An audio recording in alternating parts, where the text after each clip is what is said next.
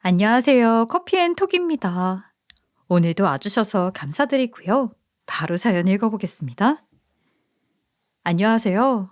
저는 오늘 얼마 전 깊숙이 묻어뒀던 과거에 내 이름을 다시 떠올려 보고자 합니다. 제가 이름을 바꾼 것에는 큰 이유가 있었어요. 그건 요즘 동영상으로도 유명한 학교 괴롭힘 때문에 일어난 일이었죠. 전 고등학교를 졸업하자마자 이름을 바꾸고 마치 새 사람인 듯이 새 삶을 시작했거든요.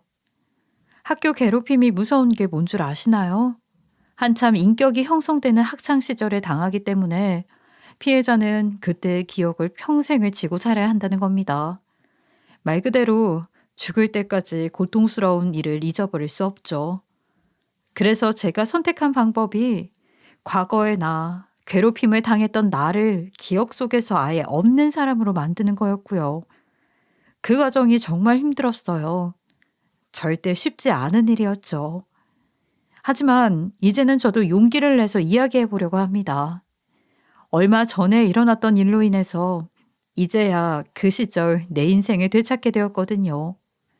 그리고 제 이야기를 사연을 통해 고백해 보려고 해요. 처음에는 다들 이렇게 알리는 것을 말렸지만 이제는 응원을 하고 있네요. 제가 그 악마를 처음 만났던 것은 학교 게시판이었어요. 우리 학교는 게시판에 다양한 공고문이 붙여 있었거든요. 방과 후 활동이나 학교의 주요 행사, 징계받은 학생들의 이름 등 다양한 공고문이 있었죠. 거기에서 악마의 이름을 처음 본 것이 징계 공고문이었어요. 저는 그때도 그냥 아무런 생각도 없이 공고문이 붙었구나 하고 보고 있었거든요. 그런데 어떤 여자애가 다가오더니 게시판 앞에서 막 고함을 지르더라고요. 야, 거기 뭘 그렇게 쳐다보고 있어? 지금 네가 그렇게 쳐다보니까 다른 애들도 너 때문에 이거 다 한 번씩 보고 가잖아. 눈 밑으로 까이지? 계속 뜨고 있을 거면 내가 그 네 눈 못 보게 만들어 버린다. 학생답지 않은 행동에 당시에는 정말 놀랐던 것 같아요. 물론 이때 악마의 지목을 받은 사람은 바로 저였고요. 주변 친구들은 전부 그 악마의 유명세를 알고 있었는지 살금살금 자리를 피하더라고요. 이윽고 거기에는 악마의 친구들과 저 이렇게만 남게 되었고요. 그러자 더 기세등등하게 소리를 치는 거예요. 야, 너 말이야, 이 멍청한 거사. 지금부터 학교에 붙은 거 다 떼서 나한테 가져온다. 실시? 3교시까지 다 떼서 가져와. 알았어? 조금만 늦어봐라. 내가 너 어떻게 하는지. 가만히 둘 것 같아? 지금 이제 막 2교시 시작하는데 움직여야겠지? 저는 그래도 소심하게나마 악마에게 이야기를 했죠. 아, 지금 수업 시간이야. 그리고 내가 왜 네가 하는 말을 들어야 하는지 모르겠는데? 징계는 네가 당한 거지 내가 당한 게 아니잖아. 그건 네가 알아서 해야 할 일이지. 당연한 생각이었어요. 정상적인 사람이라면 말이죠. 하지만 악마는 정상인이 아니었습니다. 너 따위가 지금 내 말을 무시한다는 거야? 감당 가능하겠어? 내가 이대로 그냥 알았다 하고 지나갈 것 같아? 웃기지도 마. 지금 당장 움직이지 않으면 너 내가 가만 안 둬 경고했다? 저는 험악한 말을 내뱉는 그 악마의 말을 듣지 않았어요. 사실 유명세는 저도 들은 바 있지만 같은 학생의 입장인데 뭐가 그리 무섭다고 하는지 전혀 이해하지 못했거든요. 그런데 이게 화근이 된 거죠. 그때 자기 말에 순순히 따르지 않았다는 그 하나로 저는 괴롭힘의 대상이 되었거든요. 이유는 정말 말로 표현하기도 어려운 시간들이 지나갔죠. 처음 괴롭힘은 별것 아니었어요. 그저 복도를 지나고 있으면 어깨를 툭 치고 지나간다든지 아니면 제 사물함 비밀번호를 바꾼다든지 아주 사소한 장난이었죠. 그래서 저도 처음에는 무시하고 다녔어요. 언젠가는 이러다가 말겠지 싶었거든요. 그런데 그게 아니더라고요. 이후 괴롭힘의 강도가 점점 도를 넘어갔고 제가 견디기 힘든 정도가 되었어요. 예를 들면 몸에 상처가 남는 일도 생겼거든요. 하루는 급식실에서 그 악마가 발이 걸려 넘어지는 척하면서 제게 뜨거운 국을 들이붓더라고요. 전 순간적으로 뜨거운 것이 닿았으니 놀라고 당황했지만 이내 느껴지는 고통에 울음을 터뜨렸죠. 내 울음소리와 비명을 들은 선생님은 빠르게 다가와서 제 안부를 물었지만 그때는 우는 것 대신에 할 수 있는 것이 아무것도 없었어요. 힘없는 학생이었으니까요.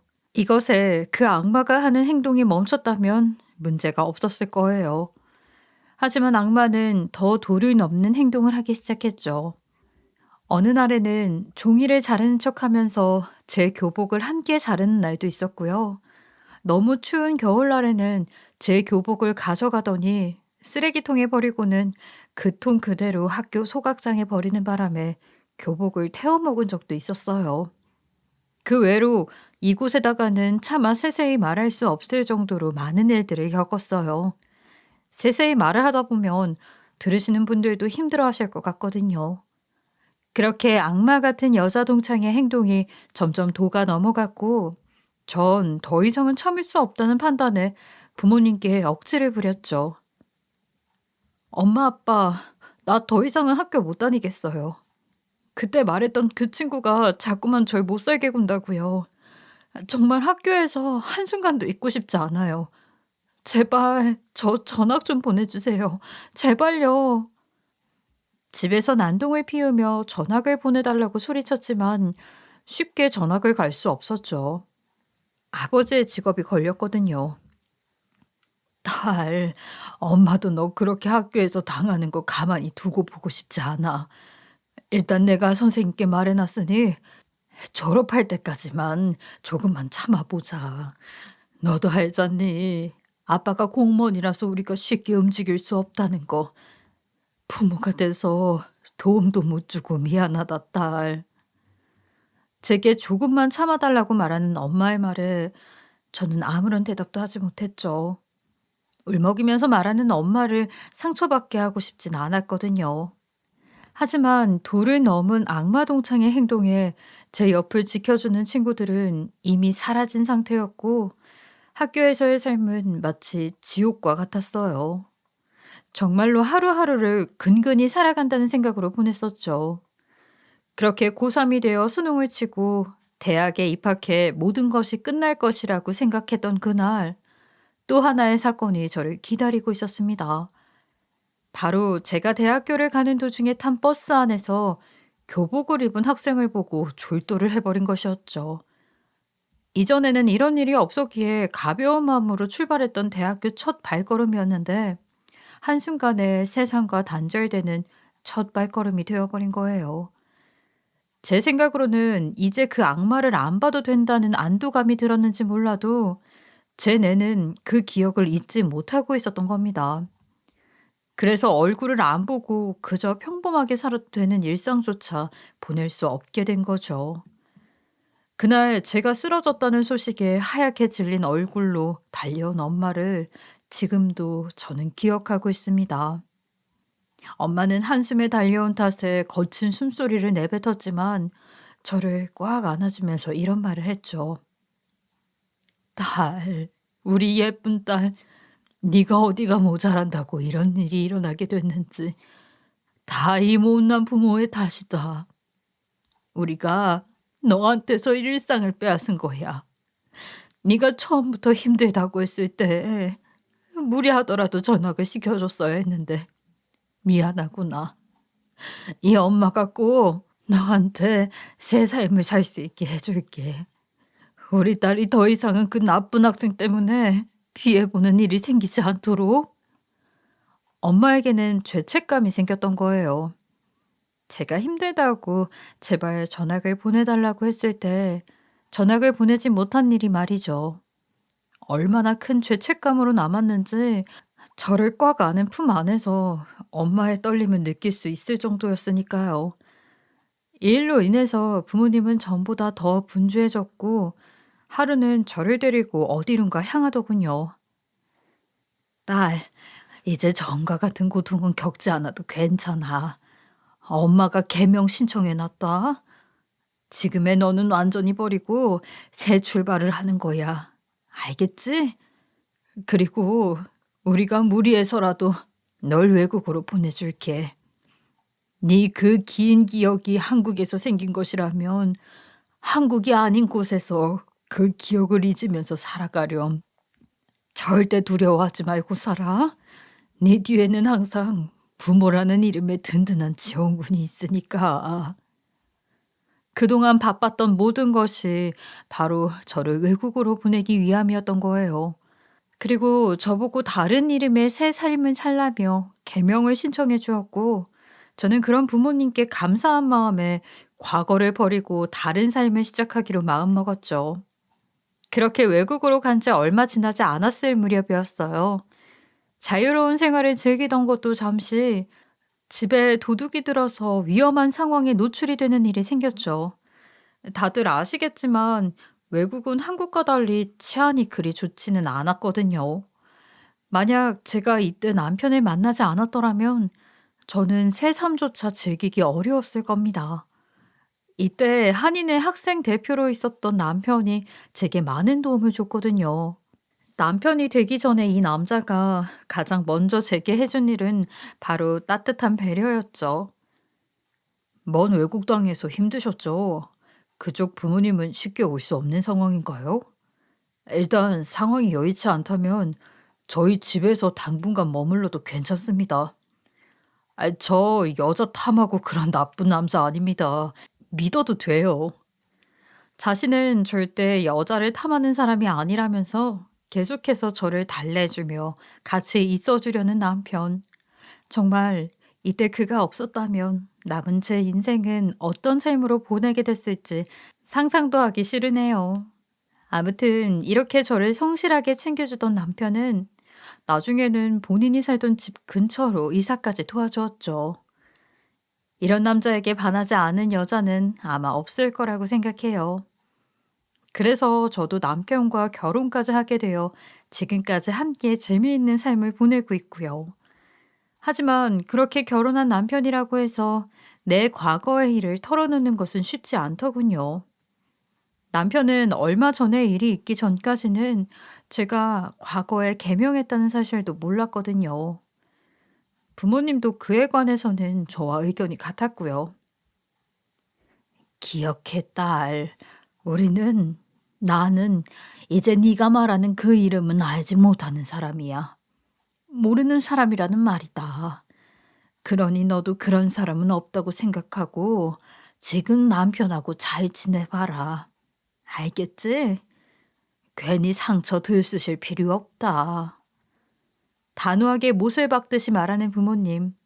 이런 부모님은 주변의 다른 사람에게도 제 과거 이름에 대해서 언급을 피해달라고 말하고 다녔기에 남편의 가족은 절대 제 과거를 알 수 없었죠. 그러다가 결혼한 남편이 한국에서 자리를 잡게 되었고, 저는 그런 남편에 따라서 다시 한국으로 돌아갈 수밖에 없게 되었어요. 처음 한국행 비행기를 탔을 때는 얼마나 속이 메스꺼웠는지 몰라요. 과거란 절대 떨칠 수 없는 것인지 몸이 먼저 반응하고 말더군요. 그렇게 한국으로 돌아와서 시댁 근처에 집을 찾았고, 평소에 정리정돈은 확실히 하던 저는 시모, 친정엄마와 함께 짐을 정리하고 있었어요. 그러던 순간 시모가 제 가방에서 제 약을 발견하고 말았죠. 어머, 이 약은 뭐지? 며느라가 이건 뭐니? 버리는 거니? 아니면 따로 보관해야 하는 약이니? 외국에서 먹던 상비약 같은 건가? 고개를 갸웃거리며 약을 이리저리 살펴보던 그 모습에 저는 순간적으로 울렁거림이 밀려오면서 온몸이 굳고 식은땀이 나기 시작했죠. 내 모습이 이상하다는 걸 눈치챈 엄마는 제게 조심스레 다가왔고, 저는 엄마에게 조용히 말했습니다. 엄마, 나 공황 다시 온 것 같아요. 어떻게? 어머님이 저 약 발견한 순간부터 숨이 제대로 안 쉬어져. 자꾸 옛날의 내가 떠오르기 시작해요. 도와주세요. 맞습니다. 시모에게 들켰다는 사실보다 제일 먼저 마주한 것은 과거의 나였던 거죠. 과거와 마주해야 한다는 공포가 순식간에 나를 덮쳤고, 그 반응으로 예전에 생긴 공황이 다시 올라왔던 거예요. 그런 제 말에 엄마는 제게 이렇게 말해주더군요. "쉬, 너는 이제 두려워할 것이 없어. 지금의 너를 생각해라. 지금의 공포는 그저 잠시 찾아온 손님 같은 거야. 너를 해치지 않아. 그리고 사돈과는 내가 알아서 이야기를 하마. 그러니 너무 걱정하지 말고 천천히 호흡을 가다듬어 봐. 악마 같은 기억은 네 입으로 절대 꺼낼 필요도 기억해내려 할 필요도 없으니까." 그러고는 당당히 시모와 함께 밖으로 나가더니 한참 있다가 다시 들어왔죠. 그 사이에 저는 과거의 공포와 싸우느라 울며 지쳐 있었고요. 돌아온 시어머니는 이미 친정엄마에게 이야기를 다 들은 상태인지 퉁퉁 부은 눈을 한 저를 보고도 놀라지 않고 이렇게 제게 힘을 주었습니다. "감히 누가 우리 며느리한테 나쁜 짓을 했다고? 아가, 넌 이제 우리랑 한 가족이다. 식구란 말이야.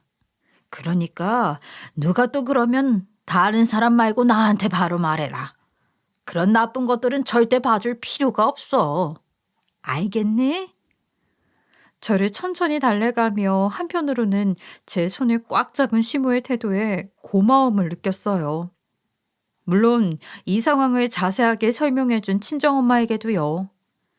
이날의 일로 쉽게 꺼내지 못했던 제 과거는 남편과 시부모님에게 알려졌지만 그들은 고맙게도 제 과거를 모른 척 넘어가 주었어요. 정말로 감사할 따름이었습니다. 그러나 평화는 쉽게 깨어진다고 했던가요? 얼마 뒤 가족 모임에서 도련님이 수줍게 고백하더군요. 지금 결혼하고 싶은 사람이 있고 그 사람을 소개해 주고 싶다면서요. 시부모님은 밝은 얼굴로 그러라고 했고 저는 반대할 입장도 그럴 이유도 없기에 웃으면서 그러라고 했죠. 저는 이날의 저에게 그러면 안 된다고 소리치고 싶었어요. 다음날 도련님이 데려온 여자 때문에요. 도련님이 소개하고 싶다는 여자를 데려온다는 시간에 방문한 시댁에서 정말 세상이 무너질 것 같은 일을 겪었거든요. "안녕하세요. 처음 뵙겠습니다. 이이와 결혼을 생각하고 있는 사람입니다. 잘 부탁드려요." 여성의 목소리는 사근사근했지만 제 몸은 그렇지 않았죠. 수줍게 도련님 등 뒤에 서 있던 여자의 목소리에 제 몸의 반응이 심상치 않았으니까요. 여자의 목소리를 들은 순간부터 갑작스럽게 숨이 쉬어지질 않았고 저는 떨리는 몸을 숨기면서 바로 화장실로 뛰어들어갔어요. 그리고 지금까지 끊었던 공황이 생길 때 먹는 혹시나 모를 상황에 대해 항상 챙겨서 다니던 비상약을 얼른 꺼내 먹었습니다. 물도 없는 채로 말이죠. 그리고 화장실 문을 조금 열어 다시 도련님 뒤에 있던 여자를 자세히 살펴봤어요. 바로 고등학교 시절 저를 괴롭혔던 악마가 거기에 서 있더군요. 저도 모르게 제 몸이 먼저 그 악마를 알아보고 반응을 했던 거죠. 떨어지지 않는 발걸음을 억지로 떼면서 다가간 제게 그녀는 아무것도 모른다는 얼굴로 선뜻 인사를 건네는 거예요. 마치 처음 보는 사람처럼요. "안녕하세요. 처음 뵙겠습니다. 여기 이이의 형수님이라면서요? 결혼하면 동서 형님 사이가 될 텐데 잘 부탁드려요." 아주 가증스럽더군요. 그런 악마의 말에도 제가 아무 행동 없이 가만히 있자 죄책감이라고는 하나도 느껴지지 않는 표정으로 성큼성큼 다가온 가해자는 앞에 했던 것보다 더 밝은 미소를 보이면서 인사를 건넸어요. 처음 만났다는 가면을 벗으려고 마음먹었는지 애써 제 기억 속에서 지운 그 이름을 부르면서 말이에요. "어머, 지금 보니까 내 동창이었네? 아, 왜 너도 알지? 우리가 다녔던 고등학교 말이야. 그런데 이름은 왜 바꾼 거래? 순간 내가 몰라봤잖아. 세상에 닮은 사람이 3명이라던데 나는 그 친구 닮은 사람인가 했네. 야, 어떻게 그렇게 매정하게 이름도 바꾸고 연락도 안 했어? 우리 추억이 다 사라진 것 같아서 아쉽다, 야."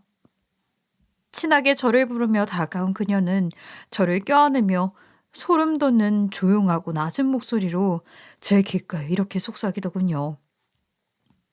내 앞에서 벌벌 떨던 네 얼굴 참 좋았었는데 마치 비에 젖은 생쥐 마냥 벌벌 떨었잖아 너.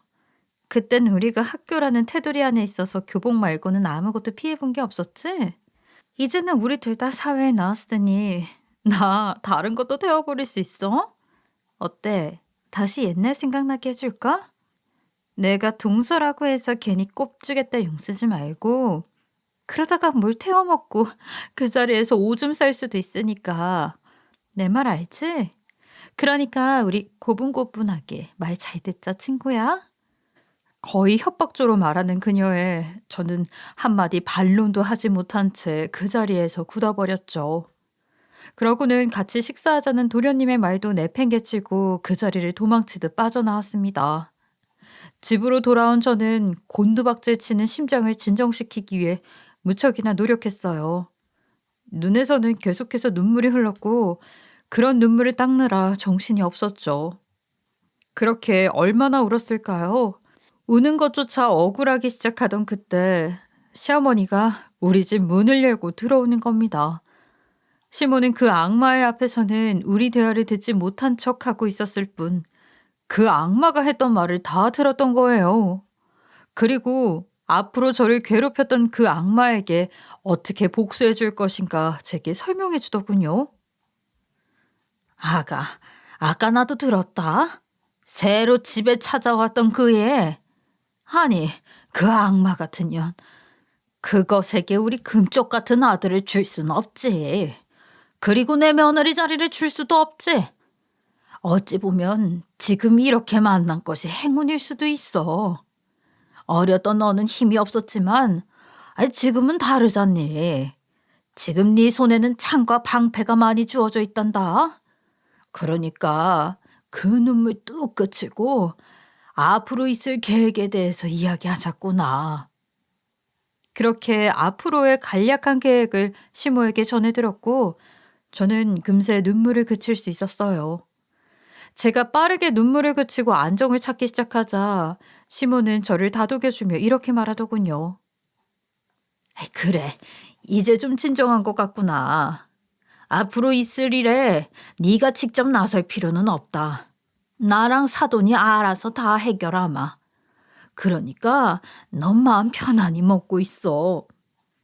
시모는 제게 굳이 힘들게 나서지 않아도 된다며 자신과 저희 친정엄마가 알아서 그 악마를 퇴치해 주겠다고 하더군요. 그 마음이 너무나 고마웠던 것 같아요.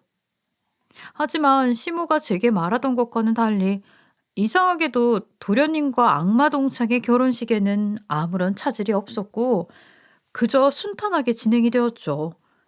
그런데 이게 오히려 그 악마의 심기를 불편하게 했던 모양이더군요. 매일같이 이런 연락이 왔거든요. 야, 너 시댁에 무슨 짓 한 거 아니지? 네가 방해한다고 해서 우리가 결혼 못할 줄 아니? 너 결혼 전에 입 잘못 놀리기만 해봐. 그 이름 100번은 더 바꾸게 만들어줄 거니까. 그녀의 목소리에도 두근두근 심장이 뛰었지만 저는 무반응이 가장 최고라는 생각으로 시모의 계획만 믿고 기다리기로 했어요. 저보다 훨씬 오랜 시간을 살아온 현명한 두 어른이 나서는 일인데 굳이 나설 필요도 없는 제가 나가서 일을 망치지 않아도 된다고 생각했으니까요.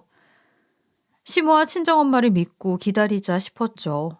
그렇게 결혼식 당일이 되었고 식은 예정대로 11시에 진행되고 있었어요. 그런데 11시가 다 되어가는데도 북적거려야 할 식장에 아무도 오지를 않는 거예요. 악마는 신부 대기실에서 나오지 못했으니 가슴 졸이고 있었겠죠. 제가 신경 쓸 필요도 없고요. 시모와 친정엄마는 한복까지 예쁘게 차려입고 식장에 오셨고 계획을 간단하게 들었으나 세세한 부분까지 몰랐던 저는 이게 무슨 상황인가 싶었어요. 그리고 그때였어요. 우리가 이렇게 밖에 서서 기다릴 게 아니라 먼저 식장으로 들어가서 대기하죠. 다리도 아픈데 굳이 이렇게 밖에서 기다릴 필요가 있나요? 안 그런가요, 사돈? 친정엄마에게 눈짓하며 말하는 시모의 말에 동의한다는 듯이 고개를 끄덕이는 엄마의 모습. 그리고 식장 안으로 먼저 사라지는 시모. 이 상황이 어떻게 된 일인지 이해가 되지 않는 것은 저도 마찬가지였지만 둘을 믿고 계속 기다렸어요. 그런 둘의 행동을 이어 동창이 있는 신부 대기실에 문이 열렸고 악마 동창은 텅 비어있는 식장을 보고 당황했는지 큰 소리를 치며 나를 쳐다보더군요. 이게 무슨 일이야? 왜 식장에 아무도 없어? 이거 다 네가 꾸민 짓이지? 원망이 섞인 눈을 하면서 저를 쳐다보더라도 저는 예전에 시모에게 전해 들은 대로 예전과 달리 당당한 태도로 가만히 팔짱만 끼고 구경하고 있었습니다. 그러자 동창은 제 풀에 더 화가 났는지 씩씩거리고 있더군요. 저는 시모가 식장에 들어가기 전에 제게 했던 말을 그대로 지키고 있을 뿐이었습니다. 아가, 너는 아무것도 알 필요 없다. 네 손을 더럽힐 필요도 없는 일이야. 넌 그저 우아하게 네가 가진 창과 방패가 어떤 식으로 휘둘러지고 있는지 지켜보기만 하면 된다. 내 말 뜻 무슨 뜻인지 이해하지? 저는 이런 시모의 말대로 얼굴에 여유로운 미소를 띠며 앉아 있었고 악마 동창은 아무것도 모른 채로 화만 내기 급급했죠. 앞으로 자신의 본 모습을 제가 구경할 것도 모르고 말이에요. 이내 친정엄마는 어디선가 큰 통을 들고 식장으로 들어선 동창 근처로 다가갔죠. 그리고는 드레스를 입고 한껏 뽐낸 동창의 몸에 통 안에 내용물이 들이붓기 시작했어요. 바로 예전에 제가 급식실에서 당했던 악마가 했던 그 모습 그대로 말이죠. 동창은 자신이 이런 일을 당할 줄은 상상도 못했는지 당황한 표정이 역력하더군요. 저는 그 모습에 헛웃음이 나왔던 것 같았습니다. 가해자는 절대 자신이 한 일을 기억하지 못한다는 말이 떠오르더군요. 뒤이어 도련님이 예식 이후에 신혼여행 갈 준비를 마친 캐리어를 들고 들어왔어요. 그 캐리어에는 동창의 신발, 옷이 가득했고 캐리어의 위에는 비싼 명품 가방이 자리하고 있더군요. 그것도 혼수라고 시모가 사준 가방이었지만요. 도련님의 등장에 기고만장해진 악마 동창은 구세주가 나타났다는 듯이 날뛰기 시작하더군요. 이 여자들 전부 다 미쳤어. 대체 정신이 있는 거야, 없는 거야? 당신들이 나한테 이러면 내가 가만히 있을 것 같아? 당신도 그렇게 가만히 있지 말고 한마디 해보세요. 여기 미친 여자 중에 당신 엄마도 있으니까. 이 여자는 하늘이 무섭지도 않은가 봐요. 사람이 어떻게 저렇게 밑바닥까지 다 보일 수가 있을까요? 동창의 외침에 도련님도 꼼짝도 하지 않았고 오히려 가지고 온 캐리어와 짐에 불을 붙여서 미리 마련해 놓았던 자리에 집어 던졌어요. 생각해보니 이것도 동창이 제게 한 짓 중 하나였어요. 시모가 계획했다는 것은 바로 악마 동창이 제게 했던 일을 그대로 갚아주자는 거였거든요. 자신의 짐이 들어있는 캐리어가 불타는 모습을 보고 악다구니를 쓰고 제게 달려오는 거예요. 자신의 본 모습을 드러내면서 말이에요. 사람은 변하지 않는다더니 이때까지도 제게 한 일은 하나도 기억하지 못한 채 자신의 비싼 가방 가격과 옷 가격을 따지기 바쁘더군요. 화재 경보기를 대비해 미리 준비해둔 통에서 자신의 짐이 타들어가는 것을 보고는 눈이 뒤집힌 모양이더라고요. 당신들 저게 얼만 줄 알고나 하는 짓이야? 당신들 돈으로 저거 다 물어낼 수 있어? 지랄도 정도껏 해줘야 봐줄 수 있는 거야? 나 지금 당신들 행동 다 기억해두고 저기 있는 내 짐도 다 증거로 경찰에 신고할 거야. 가만히 있지 않을 거라고. 이 말을 끝으로 그 악마의 입에서는 차마 말로 표현할 수 없는 욕들이 나오기 시작했죠. 이제는 어른이고 뭐고 안중에는 아무도 보이지 않는 것 같았어요. 심한 욕설에도 그저 묵묵히 자리를 지키는 우리를 보고는 계속 삿대질과 욕설을 퍼부었지만 아무도 반응하지 않았어요. 동창의 친정 부모도 자기 딸처럼 똑같이 행동하더라고요. 그러다가 시모와 친정엄마는 그런 악마의 행동에 눈 하나 깜짝 안 하고 대꾸하기 시작했습니다. 야, 이 못된 년. 100번을 없애도 모자랄걸. 네가 우리 딸한테 한 짓을 내가 잊어버릴 것 같아? 천만의 말씀. 아직 한참 남았다. 네가 한 짓 얼마나 많은지 우리가 준비하다가 허리 휠 뻔했어. 천하에 둘도 없는 못된 것. 먼저 시작을 끄는 친정엄마의 말에 뒤이어 시모도 말했죠. 우리가 너를 식구로 받아들일 것 같아? 꿈도 크구나. 내가 들은 것들이 얼마나 많은데 너같이 악마 같은 년을 우리 식구로 받아줘? 내가 미쳤니? 넌 앞으로도 우리 며느리 옆에서 절대 서 있지 못할 거다. 결혼식은 여자들의 꿈이라고 부르지. 네 인생에서 제일 좋은 날 아주 네 기억 속에서 지우지도 못하게 해주자. 자, 아들. 이제 마무리는 네가 해라. 두 어른은 큰 소리를 내긴 했지만 절대 이성을 잃지 않았죠. 제 눈에는 그런 두 어른들의 세월이라는 것이 정말 대단하게 보였어요. 그때 어디서 재단용 커다란 가위를 들고 나타난 도련님이 악마가 입고 있던 웨딩드레스를 다 조각 내버리기 시작했죠. 자신보다 한참은 덩치가 큰 사람이 붙잡고 옷을 자르기 시작하자 욕설을 내뱉기 바쁘던 동창이 악을 쓰며 무릎까지 꿇고 돌변한 태도로 애원하더군요. 야, 내가 잘못했어. 잘못했다니까. 이제 바르게 살 테니까 당장 이 사람들 다 말려. 넌 뭐라고 멍하니 보고만 있는 거야? 당장 이 사람들 말리라니까. 내가 네 입에서 용서한다는 말이 나올 때까지 빌까? 그래, 내가 이렇게 무릎 꿇고 빌게.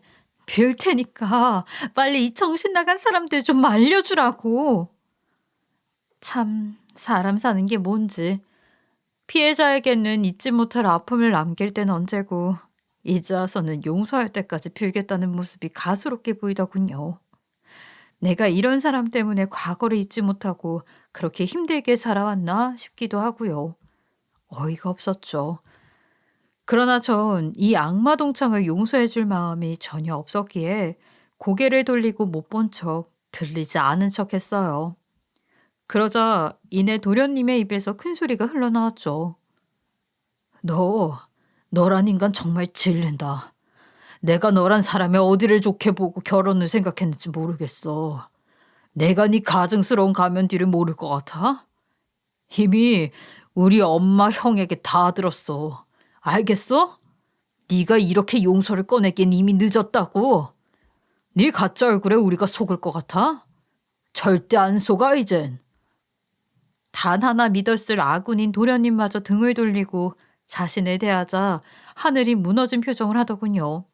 동창은 갈기갈기 찢긴 드레스와 화장이 다 번진 얼굴을 하고 제게 엉금엉금 기듯이 다가와서 애원하기 시작했어요. 제발, 내가 이렇게 빌잖아. 제발 한 번만 기회를 줘. 내가 너한테 정말 미안하다니까. 그때는 나도 어렸고 너도 어렸잖아. 아무것도 모르는 애들이 뭘 알겠어. 안 그래? 너도 그렇게 생각하잖아. 그리고 막말로 지금 얼마나 시간이 흘렀는데 내가 어떻게 세세하게 다 하나하나 기억하고 있어. 그러니까 일단 우리 말로 해결하자. 말로 해결하자고. 애원하면서도 절대 자신의 잘못을 뉘우치지는 않더군요. 참 사람이 변하지 않는다 싶었죠.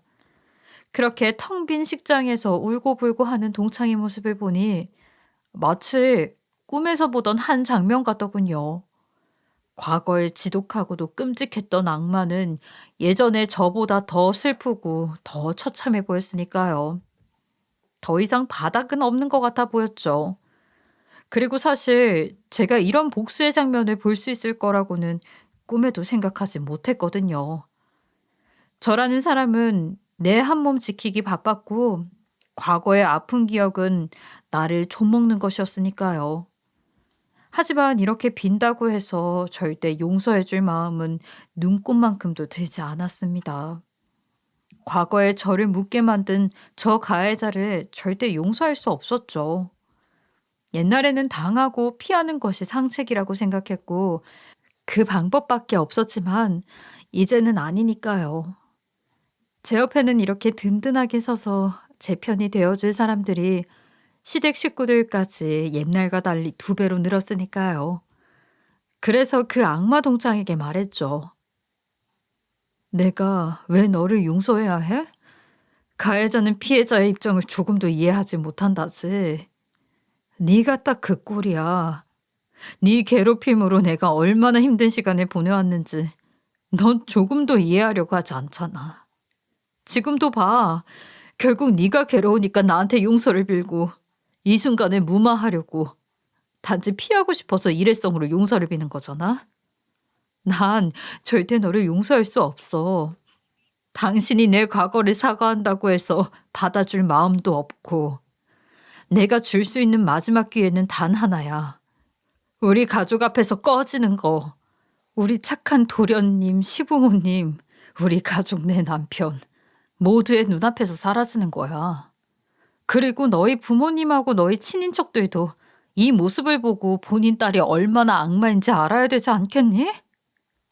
자신에게 당하기만 했던 제가 이렇게 강경하게 나올 줄은 몰랐는지 당황하는 눈빛으로 저를 바라보다가 결국은 벌벌 기는 개처럼 식장을 빠져나가더군요.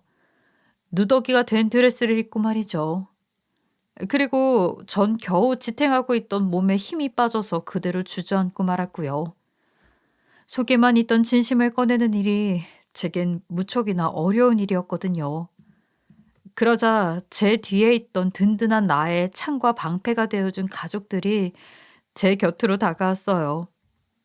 처음 말문을 연 것은 도련님이었어요. 형수, 진짜 미안해요. 난 저 여자가 그렇게 악마 같은 사람인지도 모르고 사귀었네요. 만약 그날 내가 먼저 집에 데려오지 않았다면 정말 사기 결혼이라도 다 할 뻔했어요.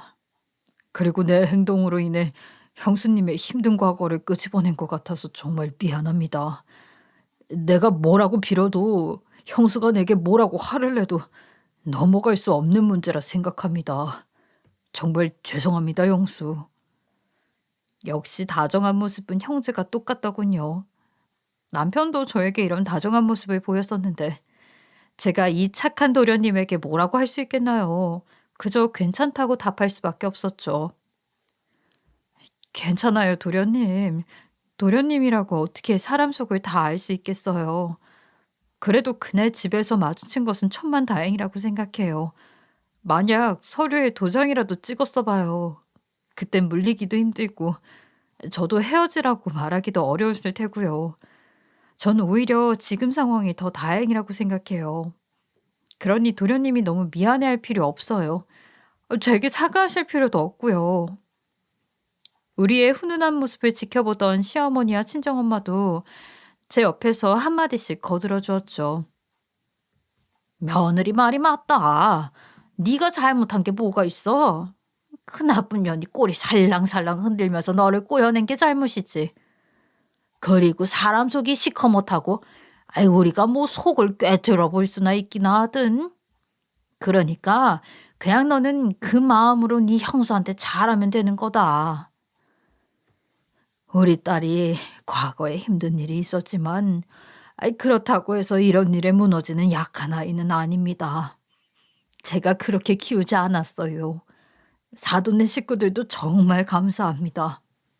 우리의 복수에 도움을 주셨어요. 제가 어리석은 부모라서 어렸던 애에 힘이 되어주지 못했는데 이제야 이렇게 부모 노릇을 제대로 해보네요. 감사는 내가 드리고 싶어요. 저는 이 사건으로 인생에서 제일 값진 2가지를 얻을 수 있었죠. 바로 일부러 지워버렸던 내 인생과 누구도 깨지 못하는 단단한 가족애를 말이에요. 그리고 가장 가까이서 이 모든 것을 지켜보고 있던 남편은 가만히 저를 안아주었습니다. 그러면서 제게 조용히 말하더군요. 여보, 지금까지 고생 많았어. 앞으로의 마무리는 나에게 맡겨두고 당신은 그냥 편히 쉬어. 굳이 당신까지 나서서 정리하지 않아도 되는 일이야.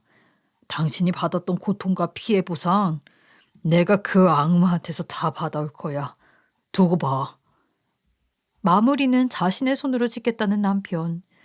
지금은 법으로 그 악마와 싸우는 중입니다. 피해 보상과 학교 폭력, 명예훼손까지요. 죄로 인정받을 수 있는 모든 것을 묻겠다면서 말이죠. 처음에는 이 싸움이 쉽지는 않았어요. 아무래도 오래된 사건이기도 하고 그때 친구들과 제가 따로 연락하고 있는 것도 아니었으니까요. 하지만 어디선가 소식을 듣고는 제게 하나둘 연락이 오기 시작하더군요. 모두 예전에 그 악마에게 피해를 봤던 피해자였죠. 다른 친구들은 제가 먼저 발을 내딛기 시작하자 따라서 함께하고 싶다며 제게 찾아왔던 거예요. 남편은 그런 친구들을 탐탁지 않아 했지만 도움이 되는 사람이라며 나와 같은 피해자라고 설득하니 이내 무덤덤하게 그들을 받아들이더군요. 저는 그렇게 생각해요. 이런 일이 쉽게 묻힌다면 세상에는 가해자가 더 많이 늘어나게 될 거라고 말이죠. 그래서 소송을 준비하는 친구들에게 우리의 일이 다른 사람에게 희망이 되게끔 힘내보자고 응원하고 있네요. 지금부터도 계속 힘을 낼 거고요. 앞으로도 계속 이 마음으로 쭉 싸워나갈 예정이고요. 절대 나처럼 아무 잘못도 없는 사람들이 본인의 인생을 포기하고 살아가지 않았으면 좋을 것 같거든요. 이제는 가해자가 떳떳한 세상이 아닌 피해자가 당당하게 살아갈 수 있는 세상을 만들기 위해서 노력하고 싶어요. 제 이야기 어떻게 들으셨을지 모르겠네요. 분명 이 이야기를 듣는 분들 중에는 저와 같은 경험을 한 사람도 있을 거예요. 만약 저와 비슷한 경험을 했다면 이 말을 해드리고 싶어요. 포기 절대 하지 마시고 꼭 힘을 내서 이겨내라고 말이죠. 여기까지 제 긴 이야기 들어주셔서 감사합니다. 지금까지 커피앤톡이었습니다. 오늘도 끝까지 함께 해주셔서 감사하고요. 다음 영상으로 또 찾아뵙겠습니다.